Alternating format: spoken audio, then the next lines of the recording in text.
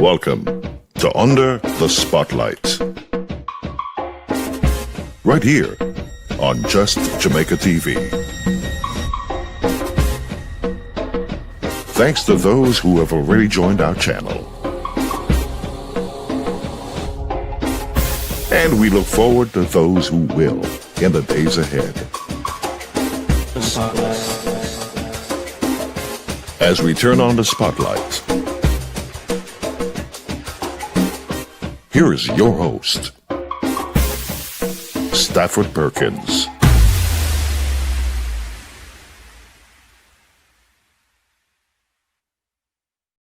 Hey, everyone. Hi, one and all. Welcome to today's live. I am going to try to bring myself in full. I want to say removed. I probably will remove something else. Let me remove this one for now so I can come in. Hi, how you all doing? Welcome to today's live under the spotlight. 1 second, please. I'm looking at my spectacles, but I didn't get it out in time. I'll pick it up. It's somewhere around here. All right, so welcome. Today I am looking at a very tough topic. This is really not good, what we're looking at here today. And we have been hearing since the announcement of the school buses that they were coming. And, people like myself, we were celebrating and we are encouraging the transport minister, the prime minister, to say, hey, let's get this one going because this is so important, because it has been bubbling up under the surface for the longest of while that our children who have to use public transportation, which is usually in some areas comes down to a taxi or some kind of minibus, and the people, especially the taxis, the drivers, are usually people of unsavory character. But, people have to work to make a living.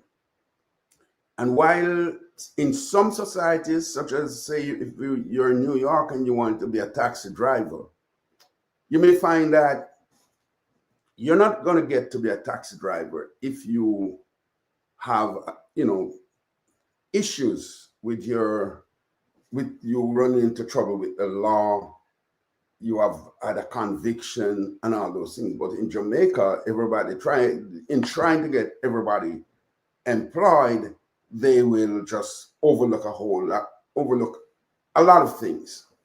And so you will have some, really people of questionable characters who are driving these buses, who are conductors, or what they call doctor in Jamaica, are the taxi drivers. I think the worst of the bunch are the taxi drivers. And we have been saying this over the last few weeks, couple of weeks rather, I wouldn't say a few, but a couple of weeks, since the issue came up of the new school buses. I am one who is for it because I think it's one of the safest ways for our young children, our young people, and mainly students to travel safely to and back from school, because the buses that they have, let me see if I can find one of the buses, are the buses they use in New York. And they use it in other countries too, this bus here. And they're coming from one section of the community, surprisingly, the opposition party, which is seeking to take control of the government. A howling noise has been coming from that camp, objecting to these buses. Obviously, somebody is not knowledgeable, or nice word than at au fait, to some of the stories coming out of where children have to take these, and these taxis. And it has been a well-known secret in Jamaica that these taxi drivers have been interfering, messing with, molesting many students, mainly girls. I can't put it past them that they're not messing with the boys too. And I mentioned that from knowledge, my knowledge, but I gleaned over the years, that these taxi drivers, I'm going to go back to myself here for a while. These taxi drivers, they have been molesting these girls. And that there's one particular school, well, I'm not going to say the school, but one of the parishes, the main parishes, which you'll hear later on in a report, because we're going to be hearing from Paula Llewellyn, the director of public prosecution in Jamaica. And you will hear one parish which keeps recurring in her presentation, that parish is the main where you find most of the offenses taking place. And we know that, you know, when you hear it, I've heard over the years of a particular school which has the highest incidence of HIV/AIDS in Jamaica per capita, the student body. And, you know, when you compare to all the other student bodies, this one particular school has the highest incidence of HIV/AIDS. And it so happened that the school is in St. Catherine. And now, when we are listening to the director of prosecution presenting what she knows, and telling her knowledge of what has been going on, we will hear the same name, this same school will come up. And because I have several tapes and I don't want the program to go too long, I'm going to start out with one of with the presentation coming from Nationwide News. I heard this earlier last week, but so many different situations came into play, got in my way, and I couldn't bring it. But I said, let me at least use today to bring this topic. So I'm going to start out by listening to Paula Llewellyn telling what she knows. Discussing matters of sexual assault and rape. Yeah, so just want you to be aware of that. A new low. That's how the director of Hear the Children's Cry, Nigel Cooper, has described the court case involving a father who pleaded guilty to raping and trafficking his underage daughter and stepdaughter over several years. The man, who is a taxi driver, was sentenced to more than 3 decades in prison when he appeared in the Home Circuit Court on Tuesday. He was also convicted of raping another child, his neighbor, around the same time. He pleaded guilty on February 14 this year. The combined sentences for the crimes against all 3 girls total just over 100 years, but the sentences will run concurrently. This means the taxi driver will serve only the longest single sentence, that's 33 years and 8 months, before becoming eligible for parole. Now, this story has enraged many Jamaicans and triggered calls for harsher penalties for these crimes. But what are law enforcement and our prosecutors facing in bringing these perpetrators to justice? Well, to help us tell us more about that, rather, we have the country's Director of Public Prosecutions, the DPP, Paula Llewellyn. Good afternoon, Ms. Llewellyn. Good afternoon, gentlemen. Good afternoon to your listeners. Thank you so much for joining us. Now, one of the things we've been seeing in the reactions is that people are saying, surely this crime counts as one of the worst instances of sexual assault, rape that's come to the public attention. Is this the worst you've ever seen? Well, it's one of the worst, but I've seen, still worse. But it's one of the worst. Mm. And is this some kind of anomaly? Is it an outlier? Well, one would like to think so, but from time to time in chambers, as we compare notes, concurrences coming in from different circuits, for some time over the last few years, we have noticed that the sexual offense cases in the sort of depravity that you're seeing, that it has really been on the uptick. I think you definitely had an uptick after COVID, but even before that, and I think part of it, I know a lot of people will be shocked, but I think we have to have a man in the mirror moment, because a lot of people do not regard sexual offenses with the same alarm that they view murder. And just yesterday, several of us were talking in the chambers and remarking that though we are very happy to see that the murder cases, the murder figures are going down, but we're not seeing the same emphasis by the authorities in looking at the murder cases. So, not the murder, the sexual offenses. So what I did to prepare for this, I didn't have much time, but I just spoke to about 2 or 3 prosecutors who one just came back from the St. Catherine Circuit, and she was remarking that even the judge was alarmed by the type of sexual offense cases that were on the list. And in St. Catherine, for the Easter term here, that is just being completed, you will find that, she said, for every 1 murder case on the list, there are 2 sexual offense cases, and 40 to 50% of the accused in the rape cases, most of the cases are rape, the accused are taximen, and the age of the victims in respect of these cases with allegation is that it has been done by taximen is 12 to 16 years.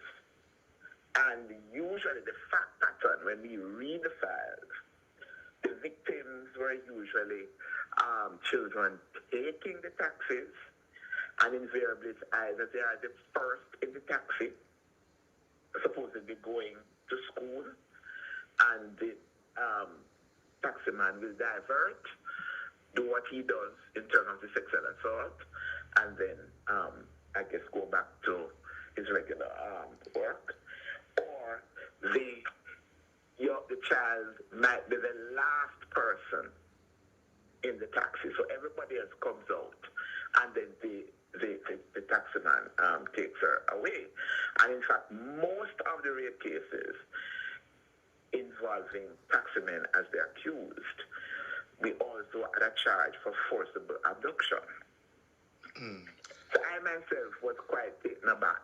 Well, I must confess as a prosecutor that St. Catherine has always been the parish where you tended to find allegations involving taxis, I would say the most compared to the other parishes. Right, I think that one ended, so let me remove that so I can get back in here. That for now. Okay, so here's what is the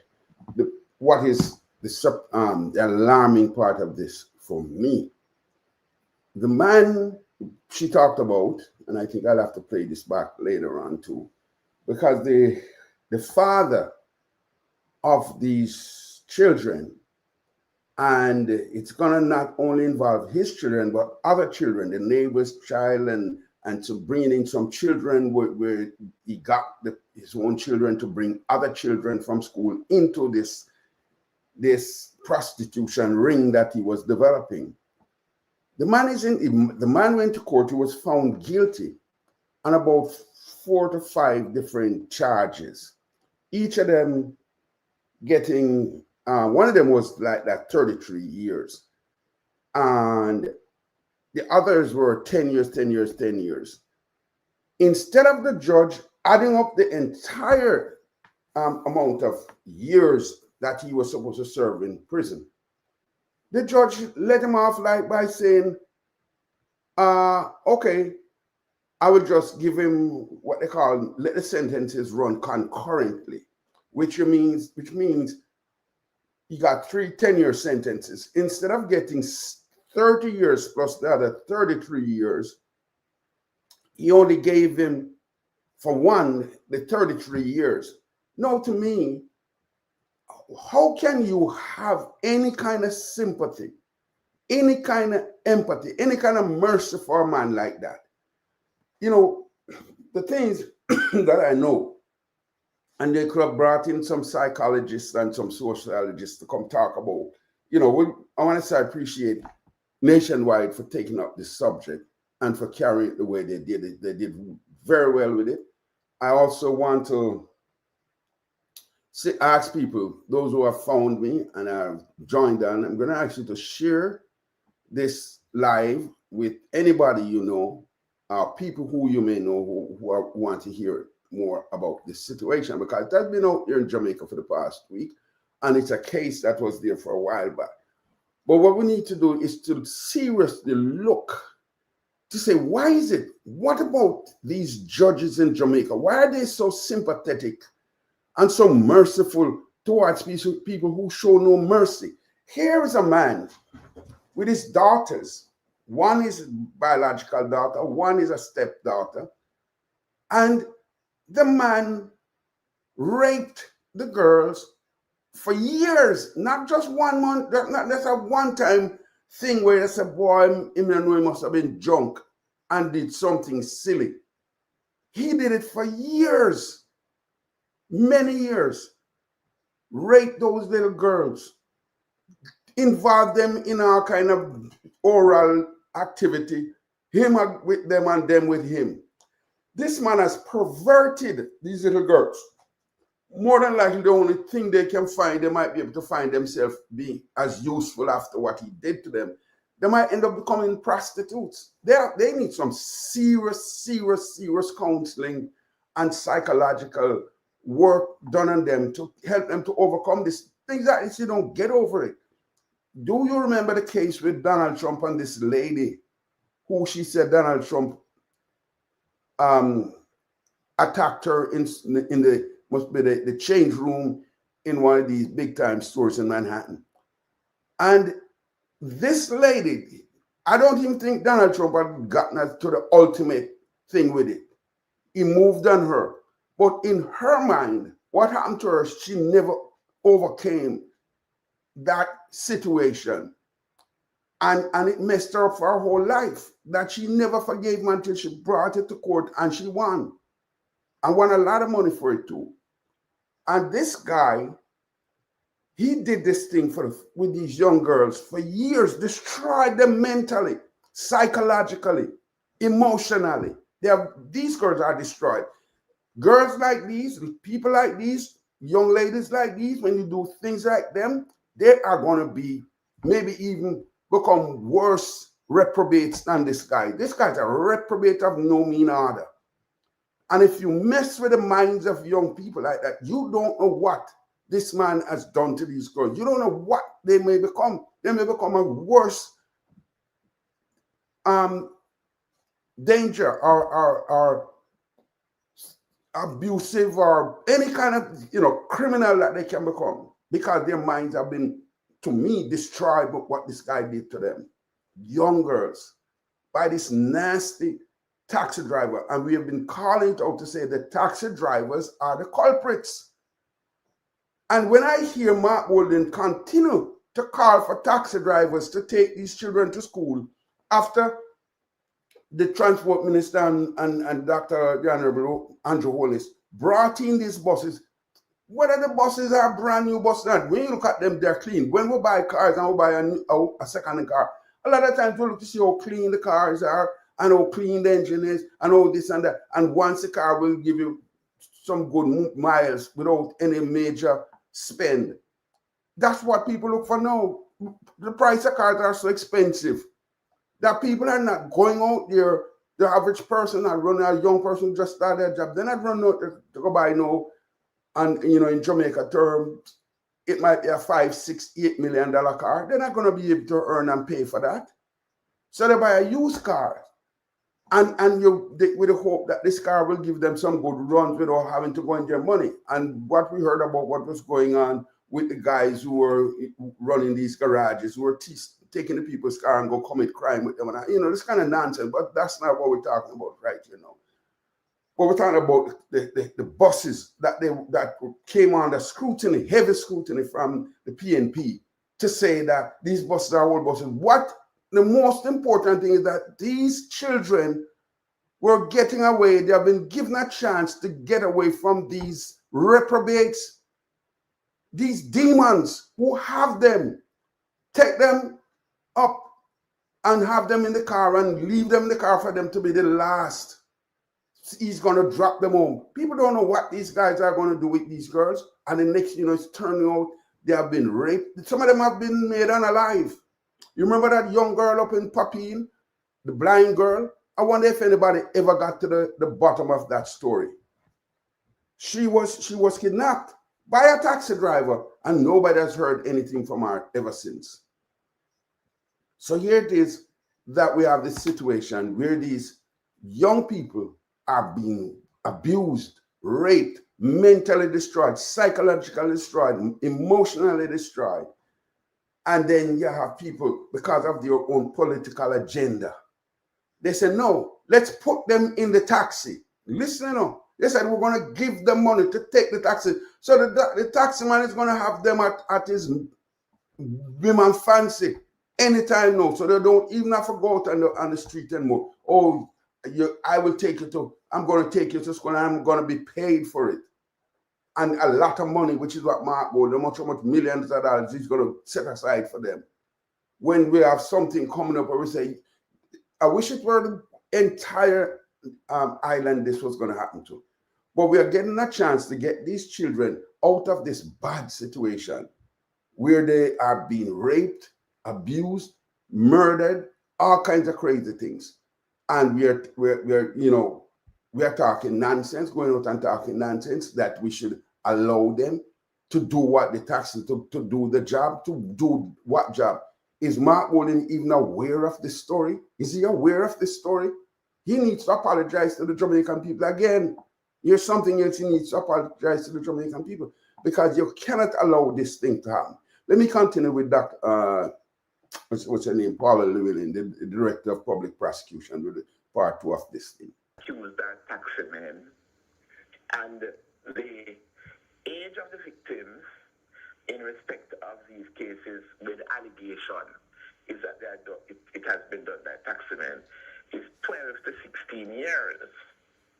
And usually the fact pattern, when we read the files, the victims were usually children taking the taxis, and invariably it's either they are the first in the taxi, supposedly going to school, and the taxi man will divert, do what he does in terms of the sexual assault, and then I guess go back to his regular work.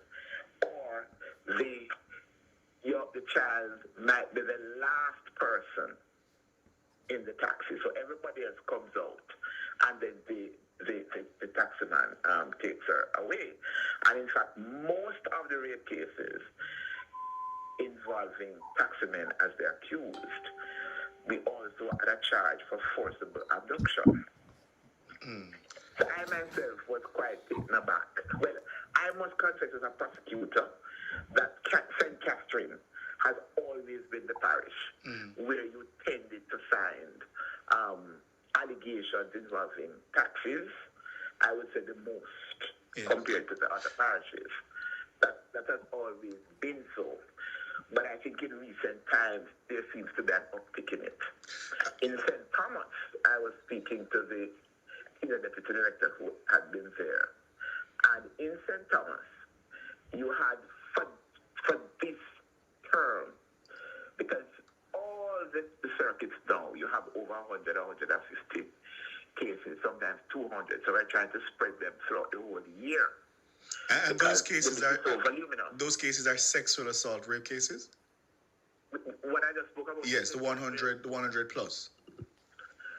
Well, I am not sure if it's a 100 plus, but she said for every one murder case in the St. Catherine circuit, two are sexual assaults. No, man, I meant the ones that you say you're trying to spread out over the year. Well, no. I mean, murder and all other offenses. Okay. possession of identity information, Okay. and the sexual offense cases. Because what has happened in the circuit court, and I think the Chief Justice has commented on it, the old days when you had these gazetted 3-week or 4-week sittings per term for all the circuits, because the volume of cases has tripled and quadrupled since independence, 1962, when we first had the anxiety sitting, as it was called in the old days. You know, what you really need now are continuous circuits going right through the year, which is one of the reasons why I've tried to make sure that I increase the volume, the amount of lawyers at my office from 20 odd when I took over as DPP, and when I leave in September, I will have gotten approval now to go up to 70. Okay, so let me pull this one out so I can come back on the screen. Okay, so you see the kind of situation that we're working with here, that this thing it has taken over from murder. You know, as she said, for every 3 murders, for every 3 for every 2 murders, for every 3 murders, something to that effect, there are 2 rape cases. So rape cases has taken over from just straight murder, and it seems like the people of the country have become so immune to the thing. It has been normalized to them. It's not a big deal because, as she mentioned in the first state, when she said people are looking at some people are looking at it as, oh, it's just a little sex. What they don't understand is the damage that has been done to a young girl or a young boy, because they will grab the boys just as well as the girls. But girls are the ones who are suffering. And there's a particular cut that I have. I think it's going to be my last cut later on. And that one is the most shocking of those. You have to stick around. You have to try to call some people. You might have heard it before, but those who didn't hear it before, I'm asking you to stick around because I need to get your response on this. Because something has gone wrong with the Jamaican society. That the young children, the adults are not protecting the young children. They are destroying them. Because when you do things like that to a young girl, you pretty much destroyed her. She's done. Most of the time, they never overcome these things. They become problems to the society. They become a danger to their own selves, and then a danger to the entire society when you do these things. These guys, these worthless pieces of trash, to me, I'm calling on the Prime Minister of Jamaica. You went out and you made some moves on those guys who were destroying lives, taking out people, unaliving thousands, hundreds of people every year. And you made a move and you did some things. I'm suggesting, and I know other people have called for it, is that you have to look at some more severe punishment for these. I'm talking about things like castration, and I hope I don't get held by YouTube for it. But things that you have to look at castration, because if these guys can't control themselves as adults, what are you putting them back in the society to do after they have lived in a jail cell, fat and hungry, to go back out there and do more of it? You're not going to have enough police to go follow them around and watch them and do anything. You need to take some serious action. It doesn't matter which one of them become prime minister. Whoever is going to become prime minister, you need to look at this thing seriously. It can't be taken as this as lightly as it has been in the past. You know, I remember Portia Simpson Miller just before she left office, and she had to walk away from politics. Portia had a plan to do something serious enough. She was. One has to wonder if that wasn't the reason why she got pushed out of the way. They might have even done something to her to get her out of it, because she was going to be taking some drastic action. She used to talk about it. Men who were doing these crazy things that these taxi drivers are doing. These taxi drivers, we have to find a way to control them. They can't control themselves. There has to be something done to say when a child comes in your car and the parents or somebody will have to be notified. Parents should know that this child is in this car and the child is supposed to be home by this day, or the child in the car, somebody at the school should know that this child is in this taxi. And that is what the school bus is supposed to bring the level of, one of the level of security for these children is to say if they get on the bus, the parents can be notified by the app that they use on the bus, or the school is notified that this child just entered the bus. So from this point A to point B, wherever the school is, you should know that this child should be at the school already. Where is the child? So when these worthless swines, these worthless demons, monsters who are destroying these young girls' lives, when they take them and to go do a kind of madness with them, because these are some of the sickest minds you have in society. People, you can't go, some women in galore in Jamaica, and what is it? You're so ugly, you're so nasty that no girls will want to talk to you. You just go pitch on the little young girls like, flies pitching and ripe mango. These are not even ripe, but when you put ripe next to it, helpless young little children, you go out there and messing with them. And I want to make sure, where's this fool's face? I'm going to make sure that his picture is out there, because this guy should never see the light of day outside of a prison cell. Should never, ever see the light of day outside of a prison cell. I don't know, this thing changed, so I have to go find another way to find it. Where is it? I can't find it. I'll leave it till later. I have his picture I wanted to put on the screen. But we have to find a way to deal with this matter. Before I go to the next clip, I'm going to ask you, please please subscribe, please hit the notification bell, please make a comment to help this channel to grow. Sometimes it's not every day we're going to be sticking to the one thing. This is a serious, serious matter, and I want to make sure that add my voice to it to say we need to take this more seriously. The Prime Minister and his people, we need to take this thing more seriously.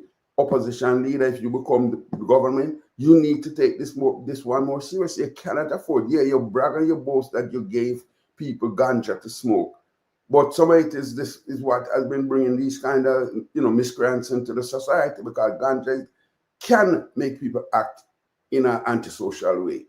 So let me go to the third clip now, because there's a clip I want to get to eventually. I'm not going to spare all of us. We're afraid to shine the light or to talk about it because a lot of it is cultural. There is a sort of subtext within the culture that says, after that I know nothing. It's just a little sex. And that is a cultural thing all over the country. Right now, if you talk to the average prosecutor at my office, it's something that has been very concerning. It said, Thomas, so you have 25 murder cases and you had 54 sexual offense cases just for this term that were handled. For the sexual offense cases, you had 27 rape cases, 27, 1 burglary, 7 incest. Incest is another thing, another offense that we have seen rising as well. Compounds in several parishes have told me that we were sexual assault and sex with a person under 16. So altogether you have 54 cases that were dealt with on the list for this term. But you only had 25 murder cases. Of course, we have other cases spread to the other circuits for St. Thomas. But if you look at most of the circuits in Trelawney, it is well known there. The police will tell you. In top Trelawney, which I think maybe the border between Trelawney and Manchester, the sexual offense cases that come there would seem to suggest that it's a rite of passage that is just known. It just happens and everybody looks the other way. And usually it's neighbors, it's relatives, it's people right in the same yard. But in St. Catherine, I think they stand out in terms of the statistics when it comes to the allegations involving taxi men. And in fact, what my prosecutor was saying is that 90% of the time it's a hold down, take away sort of thing. Hold it there for us, DPP. We're up on the break. All right. So, so I'm moving so for a second. So so you see the whole thing is it's the kind of they're actually abducting these are some serious charges, you know. Because when they take a child against her will or his will, and you go do all kinds of nastiness with them and pervert their minds. These are some serious charges. What my question I'm asking, what kind of judge could look at a man like that in front of him and he's deserving to stay the rest of his life in prison? This is like a little one-time thing and the boy in the junk and you can give him, you know what? And him come begging and tell you, I don't know what happened to you. I got drunk and I did this stupid thing and he said, all right, best I can do for you is, you shouldn't even get any chance, but if you want to give him a chance, and it's a one-time thing, and you give him, say, all right, let me make the sentences run concurrently. No, this one is a beast. This is a monster who took these young girls over and over and over and every night and day. And the women are involved in it. A lot of the women, because they're lazy and don't want to go outside, to go try something. They put up with these men, leave them with their young girls. Go and let them have their way with them. And then the next, when the child is growing up with all kinds of attitude because she doesn't feel happy with herself, they throw them out in the streets. And where they end up, in a go-go club, in a prostitution ring, walking the red light district, as they call it, And, let me put this guy, this criminal up here for a while. Yeah, that's the guy who, for years, he's now about 44, but for years, all he knew he was doing is drive a taxi, no other useful purpose.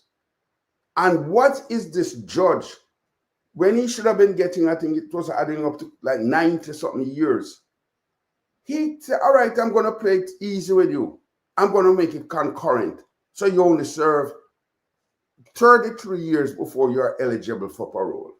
This guy should not ever see the light of day. He should have been sent to prison for life without the possibility of parole. And he should be castrated. I don't know, maybe you two will take this away, but who knows? I'm sorry, I would have to clip out the piece or something. But this is really, really just about the worst when you hear of, mentally deranged people like this guy. This one is like what I'm calling Hannibal Lecter kind of character, personality.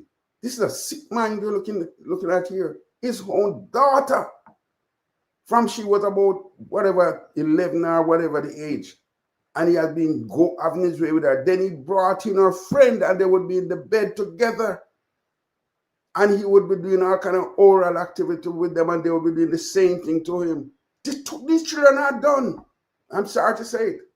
They are done. They're going to become the kind of human being you don't even want to walk on the same street with them, because they're going to be angry with society. They're going to be angry with somebody. They're going to be angry with their parents, the mother, whoever was taking care of them, or should have been taking care of them. Because that girl went into court. Some of those children went into the court and gave evidence against him. That's why he's gone to jail. And they're going to, no matter if you can't just wash that away like that. When they do things like this to these young children, you can't just wash it away with soap and water, as they say. You have destroyed them. You have ruined them. You're going to have to do some serious psychological work on them to help them to not become more destructive to themselves or to others. And this judge, in his wisdom, looked at it and said, this person should go free only do 33 years. Yet still I see men do less than that, way less than that, and him get a big long sentence. Something is wrong with the judgment of these judges. I think these judges in Jamaica, they themselves have perverted minds too.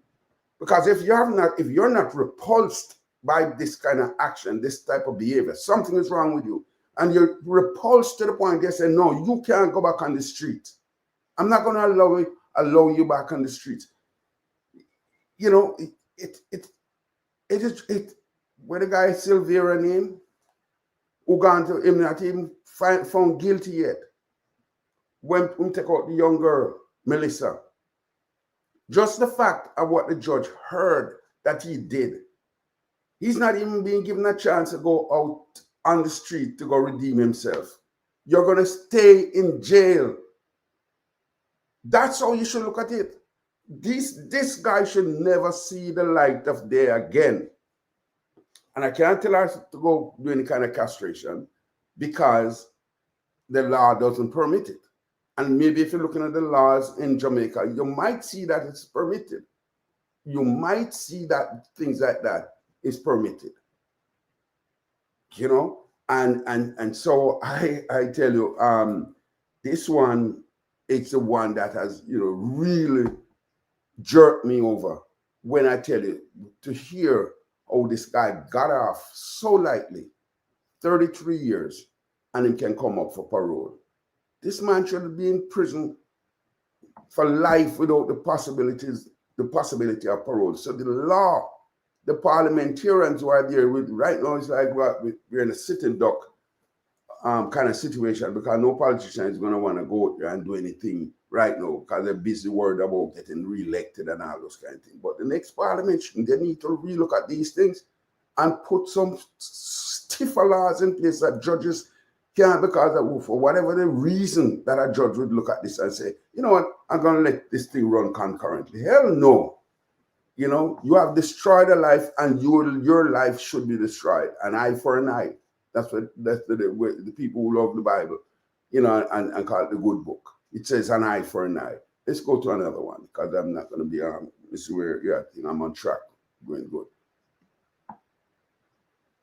All right, let me add this to the community. So, it's all well and good for people to be alarmed and shocked when they see that story. I myself was alarmed when I saw it.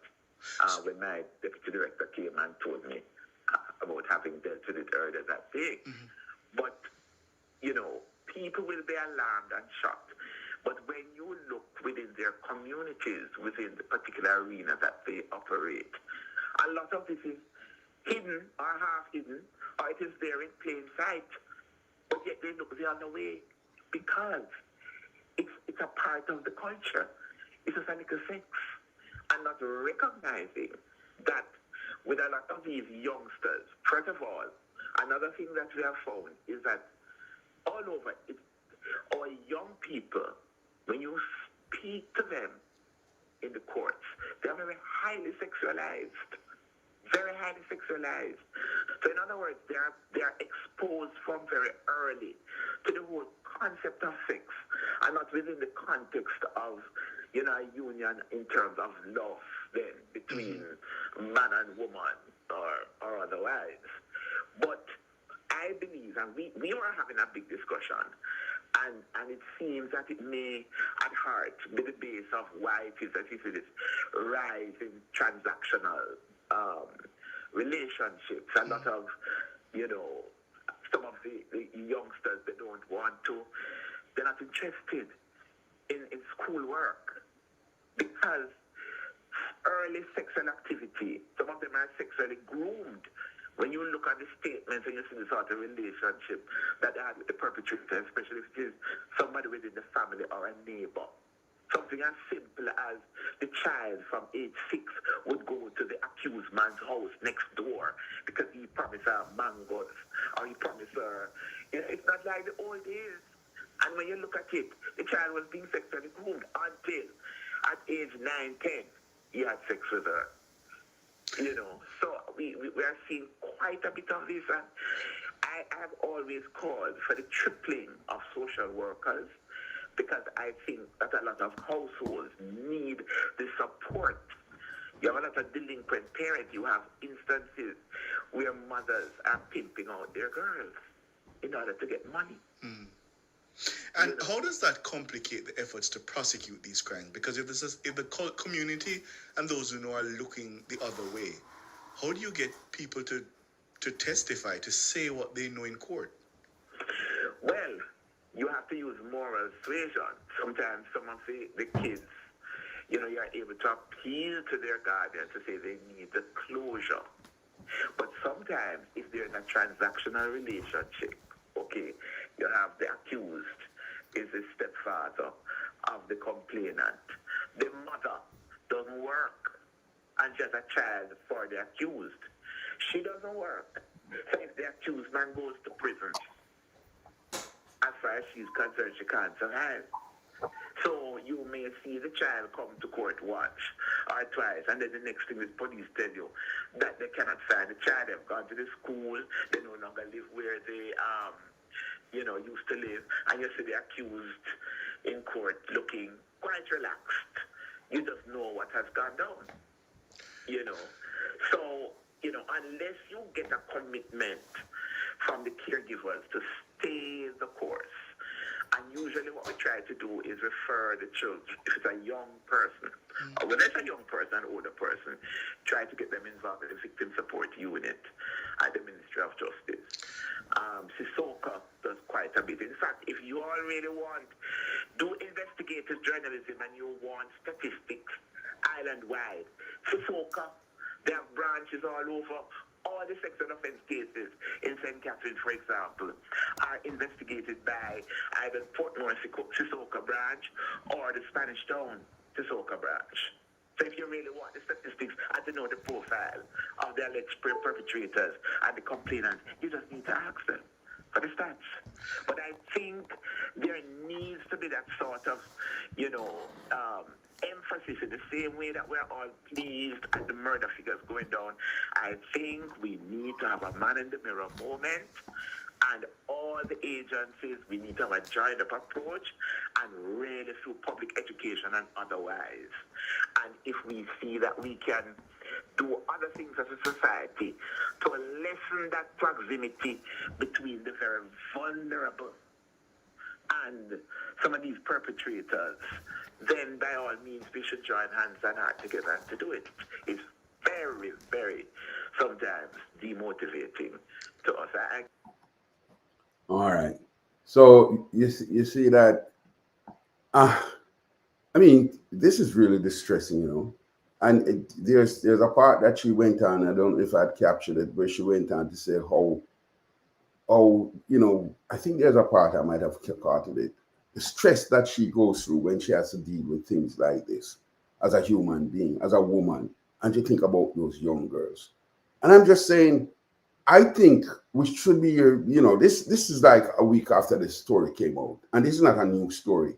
Because the man was held, maybe a good while back, went on trial. He pleaded guilty, and I'm going to read a little bit about the case and things. First, let me just acknowledge some people who are here. Avis, good night. Yes, Avis, good night. And she said, yes, this is very serious. But where was his girlfriend? Wasn't he aware of what was happening with, I guess you meant to say wasn't sure, but to me, it was a real anal type. So it could have a man for him girlfriend too. I say you might be a good Friday and slip that, aware of what was happening with the girls. Avis, is this really him? Yes, it is. It is. It came off. I got it off of. Let me put him up there. This came out of the Observer. This picture I captured this picture from the Observer. Yeah, I'm pretty sure it's the Observer. I stand corrected if it's not, but I think it's the Observer I captured it from. And it's this is very disturbing. Let me see something here quickly. I think this, yeah, man, it's the Observer I got it from. And I go back to my thing here where I can see. Right, I got that picture of the Observer. And then Avis, yeah, and Ann Ramsey, she's saying, welcome to YouTube, and we welcome you, Miss Ann Ramsey, and we look forward to your participating in this discussion before we get off. I need to, women. I need to get some real responses. Somehow, I'm not feeling. I'm not getting the feeling that people are outraged by this thing, and we just the way when Melissa Silvera got, unalived, by her husband. People are more outraged. These are young girls. Young people might never amount to much because they're going to be troubled people. And I hope I don't even hear. I hear him talk about Sissoko. I hear the DPP mentioned about Sissoko. About these, I would love to hear from Sissoko how much work they have done with these young girls. Because this is it's something that is out of control. And I think a very strong message needs to be sent to these guys, these monsters, these demons, because these are demons. This is not normal. This is like Jeffrey Dahmer and the fictional work with Hannibal Lecter. This is the Jeffrey Dahmer is real, but these serial killers who will do some weird, strange things, and this equates to that kind of thing, mentally, psychologically. That guy is a sick mind. Look at him when he comes to this. Is obviously when he was in court and they took a picture of him, looking like a decent person, like a nice haircut, and maybe that's what the judge saw and have mercy on him. But we don't want this. Is what he did should not amount to just 33 years. This man who do one rape get 33 years. This guy took these young girls and destroyed them. How could a judge even think of letting them out in 33 years? It should be 333 years. Let me just go into this one. It's not good. So it says the pervert cabbie's sick obsession. Perverted cabbie, I think it should be. Sick cabbie's sick obsession. The probation aftercare officer assigned to prepare the social inquiry and antecedent report of the 44-year-old St. Catherine-based taxi driver who will spend over 3 decades, yeah, not 30, I wish it was 33 decades, over 3 decades behind bars after pleading guilty to routinely raping and trafficking. So even to trafficking to his underage daughter and stepdaughter over several years, in describing him as callous and nonchalant, with an abnormal obsession towards young children. He has recommended ongoing treatment to stem his abnormal desires and sexually perverted nature. This, just want a psychological, yet we can't go and be behind bars, and where he will be behind bars, he will be dealt with. He will be dealt with by people who will hopefully make sure that he lives the life of somebody who is in hell suffering at this, and the story of hell. So we hear that they're looking at his situation, right? The person, the social worker who has been assigned to him, they are looking at, they call him a callous and a nonchalant person. That's a sick mind when he's looking at, with an abnormal obsession towards young children. This guy's not normal. This guy is playing with a demonic kind of existence. Who there know what kind of book he must read to lead him down this lane? The other thing too, this person, for him to get that kind of break, he would have to turn over at least 5 more people like him, because you see those taxi drivers when they're on the taxi stand, these are things they discuss with each other. These are semi-literate people, most of them. And when they do these things, they go out and they brag about it, destroying these young girls. And then what he would do when I get further, if I were to read further into this, he would put this on the internet. He would do the sexual acts and put it out on the internet with the girls. So you show you that the girls no longer even value themselves. And what the DPP was saying, that they have found in the schools that the children, these young children, that they are like highly sexualized. So sex to them is just like going to the toilet.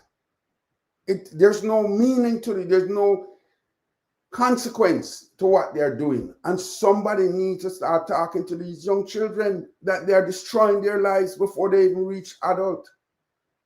And somewhere in there, they need to go to what happened to the guidance counselor in these schools? Don't they see these girls acting out? Because once they get into these things, they're going to start acting out, as they call it.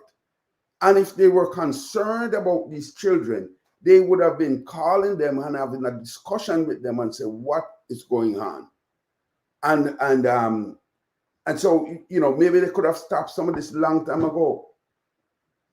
But whatever happened, why it eventually reached the authorities and it came out in this trial. And this demon has been sent to prison. I hope they make his life hell in the prison. And I want to put it there so anybody see him, anybody might see him. This is the demon. That's him, taxi driver. And you will hear, or we might have heard, it's a constant. These people are known, these taxi drivers are known to be perverts, child abusers, sexual abusers of children. And we have to seriously start thinking about it differently. Not because it's not our immediate child. This is the future, your future, the future of Jamaica. And if we are not protecting our future, there'll be no Jamaica. Because children like these will sell their souls. They will sell their countries. They will sell their own people because they are not taught to have any kind of values, the value that could make them know that this is wrong. They live with it. But when they come to grips with it, it's going to destroy them. Let me read a little bit more to this. It said the probation aftercare officer in the document, which is routinely requested by a sentencing judge prior to a judgment being handed down, said the man was also slapped with a similar sentence for raping another child, his next door neighbor, around the same period of time, had violated his position and caused a slew of trauma amongst family and community members. So it's not the first time they've brought him before the courts. And you know, I just watch the way people are reacting to this. It's normalized. It's nothing. It's just a little sex. That's what they're saying in Jamaica. It's just a little sex. It's just sex. No big deal. These children's minds are being destroyed, and you, the citizens of Jamaica, you're going to pay for this with your own life. Because when you turn this thing out, let me see. I hope you want to come and talk about this and all. Let me see. I'm not going to put you out there until I hear what. Are you there? Yeah, you come to talk something on the program. You have a contribution to make to the program. All right. Well, I will. No, I will get back to you. Sorry, I'm on a program right now. I'll get back to you. Thank you. Yeah. So, and so that, you know, that was my call. I wanted to make a contribution. I wanted to get back to a call a long time ago call. Anyway, so let me go to the next paragraph in this thing. So this situation here needs some serious analysis, and the judge ought to answer to this. Why did he reduce that man's sentence from 90 something years down to 33 years? He should be put in prison, and he should be held there for life imprisonment without the possibility of parole. This man is a danger to society. He's a danger to himself. He's a danger to young children. How are they going, when they put him back out in Jamaica 33 years from now? Is there a law that says he has to be? All right, some people just want to call, but let me see if they want to make a contribution. Let me talk on this thing privately. Mr. McMahon, are you ready to make a comment on what I'm talking about here? Are you not ready? You want? Yeah, you want to get on the program or what? You want me to call you back? Mm. But I can't. If you're not going to speak directly to the program, I have to call you back. All right. Thank you. Right. So we need people to take this thing seriously. We need the government. We need the opposition. We need the churches. Where are they? I mean, the churches should be out in the streets in their numbers. You know, holding all kind of prayer vigil for these young girls who are being destroyed by these taxi drivers. These taxi drivers should be taken off the streets, all of them in St. Catherine in particular, and let them go through a lie detecting thing, go through some kind of psychological testing. You know, they have these psychological tests that they give to people who are being put in sensitive positions.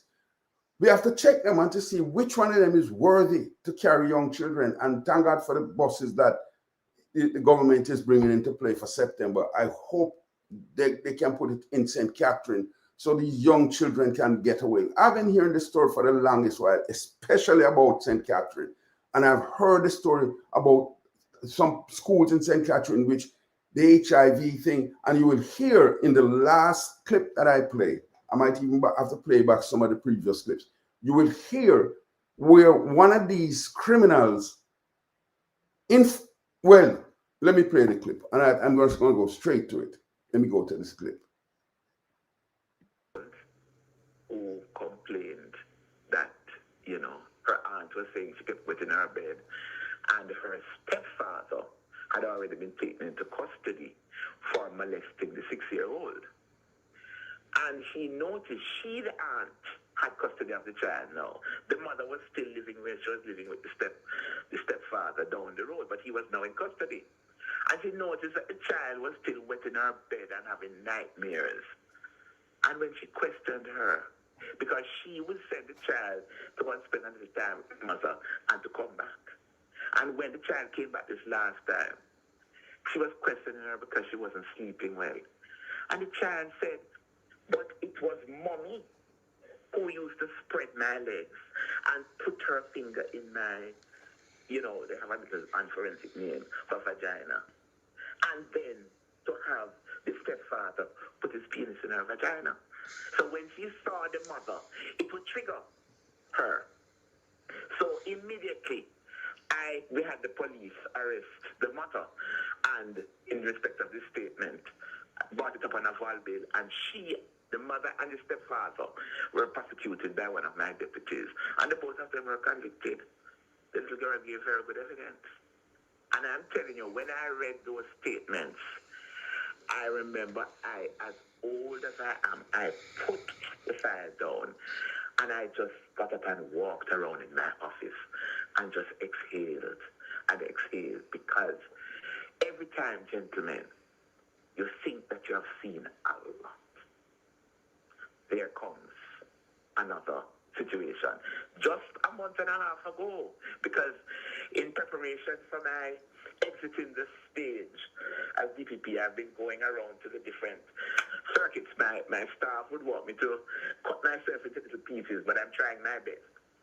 And I stopped in at St. Catherine for a day and got involved in opposing a bail application. There he was, looked like about 50. Taximan, allegedly he was a taximan. Complainant was 14. He was HIV positive and abducted the child on the pretext that although he was not running on her route, but he would still give her a ply and take her to where she wanted to go. And that child innocently saw everybody getting out of the taxi and didn't realize the danger she was in. And he took her away and sexually assaulted her. And I had to indicate to the court, he's a danger to himself, but a danger to the public. given his condition, mercifully, the child was not infected. I wonder if you guys, I wonder if you heard what she said. Did you hear what she said? The man abducted the girl, took her away, had his way with her, and when they checked him, he was HIV positive. Obviously, well, lucky for her, she escaped it. And I hope it's long enough time passed that you can say for sure that she was never infected. But this is the kind of madness that this is where are the men to protect the women? And I'm telling you, recently, I decided to listen to one of these so-called DJs that are putting out some songs. And I'm telling you, they need to stop calling it songs and start classifying it as pornography. Those are not songs for children to be listened to, unless you want your child to become so highly sexualized and destroy their lives because they're too young to be involved. By the time they get to 20 and 30, they're useless to, and they have no use to anybody, not themselves, nobody. And the things I hear these guys putting out and say they're doing reggae music. It's not reggae music, that's pornography. Reggae pornography, that's what they need to classify it as such. You want to sing those songs, then you're going to go under the pornography category. And it can't represent the country. The music, the beautiful music of reggae, with that nonsense, with that madness, and say you're singing songs. Look, some you know what the government has a thing you say? The American government. They have and if you say the Americans do it, the British are going to do it, the Germans are going to do it, everybody's going to do it. They're taking your phones now. And when they do, they search through your phones. And if they see anything named child pornography in it, or anything like pornography, and if they look and they see that this is not something happening between two adults, you're going back on the plane, back to where you're coming from. And you're not going, they're doing the same thing. If you think you're going to slip by them and go to Europe, the same thing is happening in Europe. And maybe even China, maybe even Japan. You're not going. And I think they need to classify some of these songs as pornography, because when they are singing, they're not singing anything with any love, any old or any kind of song, charming a woman.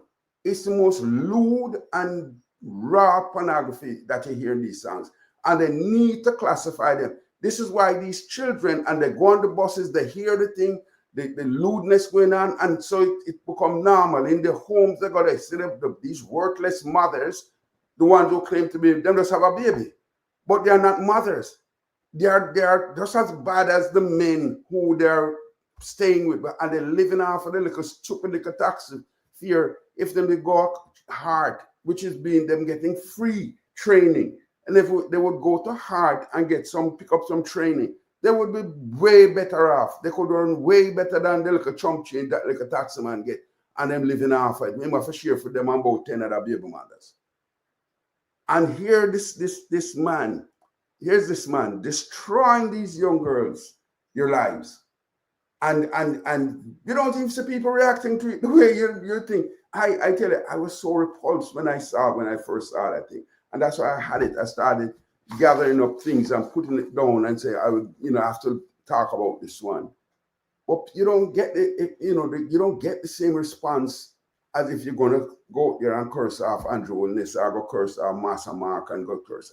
It's just not there. It's normalized. People see it as nothing because that's what they're feeding them in these so-called music, these pornography music.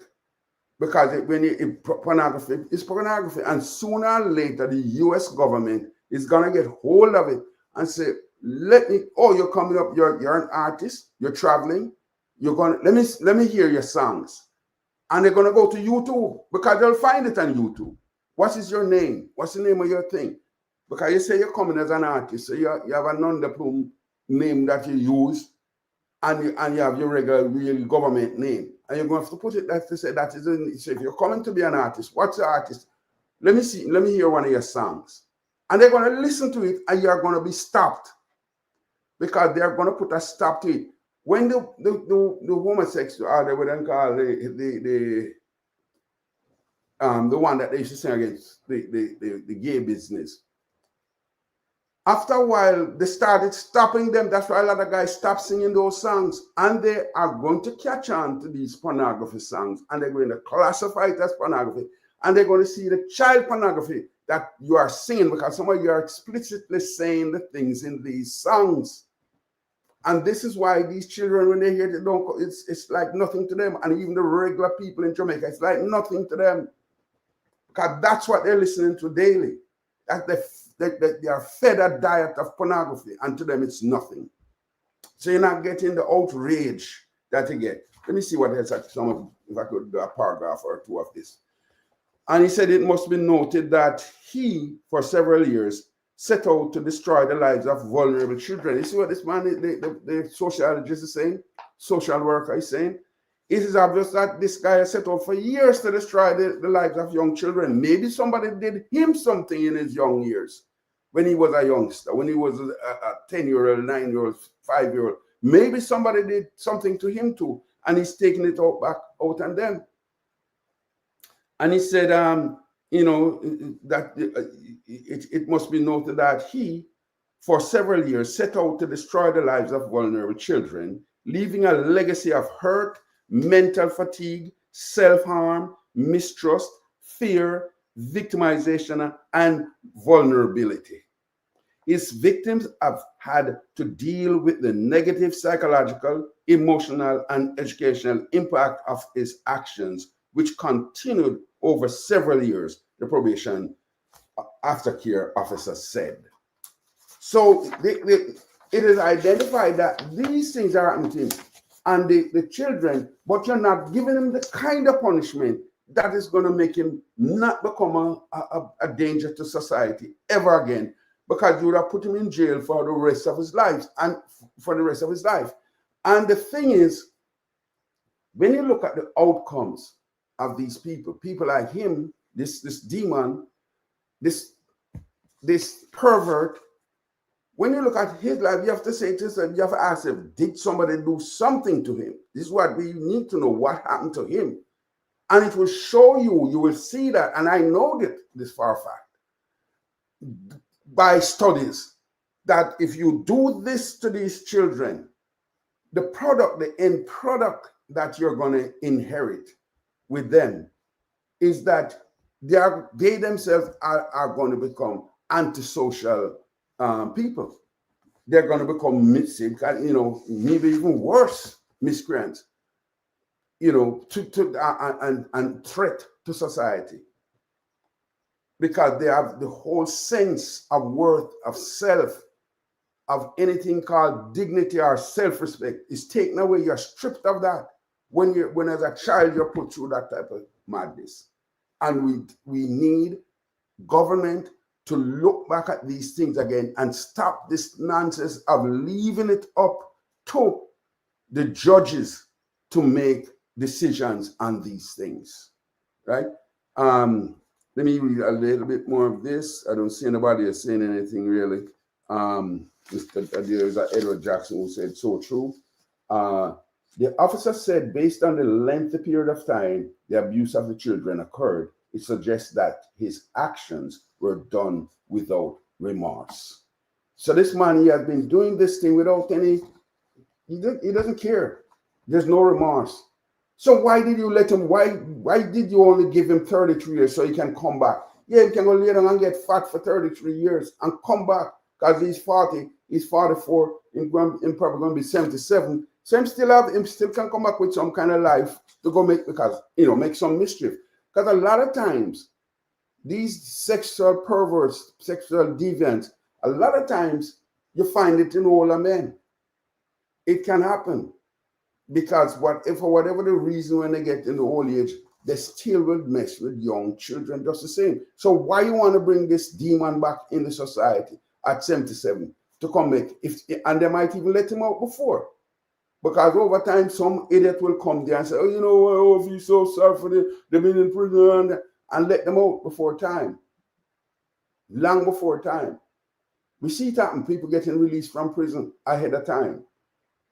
So here it is. It said the what they call him is the social person, the person who looks after the we call him again. And actually the officer said, all right, him said offenders' actions appear the offender's actions appear callous and nonchalant as he displayed limited capacity in understanding the depth of the trauma that the victims were exposed to. She said, while this person is a she, while describing as alarming his failure to accept responsibility for his actions toward the neighbor he raped, and more so his biological daughter, apparently because of the associated stigma. And he was using it to blackmail her.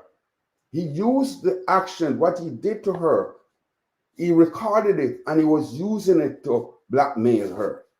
He has chosen to disassociate himself from the incident, alleging that he could not recall his moments with his daughter and suggested he may have been intoxicated at the time, even though he stated that he does not drink alcoholic beverage. This in itself is an indication that he knows his actions were wrong, but displayed scant regard for the trauma he induced to satisfy his abnormal sexual appetite towards her, the officer said. So I am saying to Jamaican people, you need to ball out Jamaican. Where the church, where is the church? Where's all those, what them call them, civil societies? Where are the people for Jamaica for justice? I want to hear from them. When the police go for somebody like him and him go make trouble and the police them deal with him in a way and send him back to his maker early, they would jump on the police for that. But you don't sit them out there taking up the mantle of protector of children. But when the police do what they have to do, they go after the police. And to me, this is totally unacceptable. Man, I've gone on way more than I thought I would.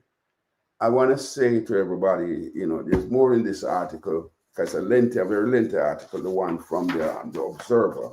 I didn't put the date on it. It came out of the Observer. And I saw it and I, captured it because this tells the story. And I just want to say at this time, I'm going to pull the curtains down. I want to play back this last one, because this is just so telling. Let me play back. Who complained that, her aunt was saying she kept wet in her bed, and her stepfather had already been taken into custody for molesting the 6-year-old. And she noticed the aunt had custody of the child now. The mother was still living where she was living with the stepfather down the road, but he was now in custody. And she noticed that the child was still wet in her bed and having nightmares. And when she questioned her, because she would send the child to go and spend a little time with the mother and to come back. And when the child came back this last time, she was questioning her because she wasn't sleeping well. And the child said, but it was mommy who used to spread my legs and put her finger in my, they have a little unforensic name for vagina. And then to have the stepfather put his penis in her vagina. So when she saw the mother, it would trigger her.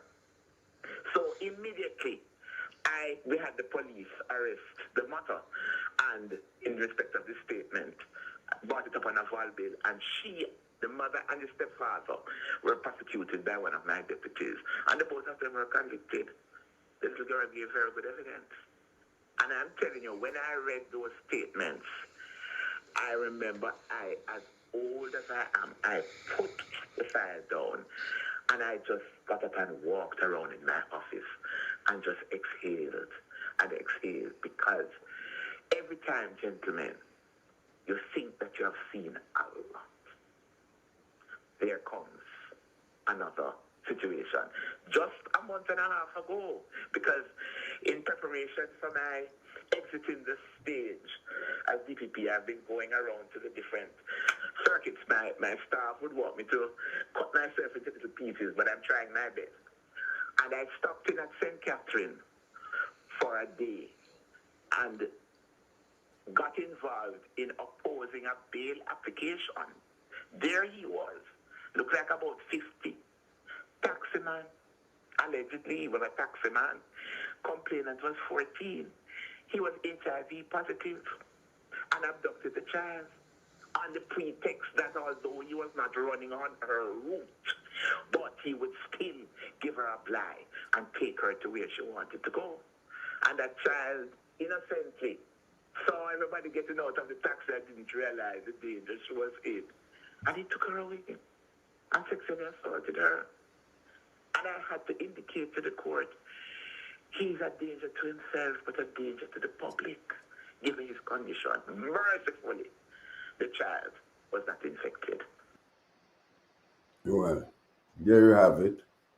And I will have to leave it right there and to say that I hope this bastard, this demon, this serpent finds the rest of his life in, like a living hell for the rest of his life, or for whatever number of years he has to stay in there, because, I'm pretty sure you're going to have some guys in that jail, in that prison, who are not going to take kindly to this, and they are going to deal him some serious stripes, and with that, I want to call this a day. I want to pull the curtains down on this one and say thanks to those who joined, thanks to those who spent some time looking at this, and we look forward to seeing you again very soon. I have to come back early next week because a bunch of things are out there. Couldn't get back fast enough last week because a bunch of situations came up.